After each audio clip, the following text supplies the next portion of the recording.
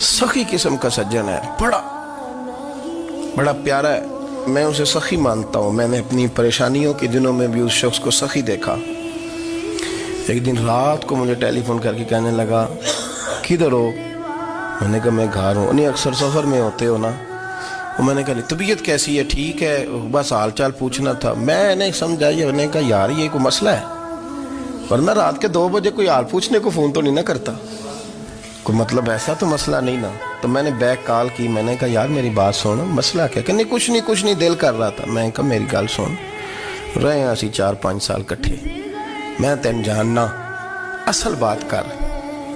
कहने लगा मकान भी बड़ा है, सारा कुछ ठीक है, पर वो बड़ा ही बेनियाज है। कुछ हालात इस किस्म के आ गए हैं कि लोगों को बताऊं भी तो लोग मानने को तैयार नहीं।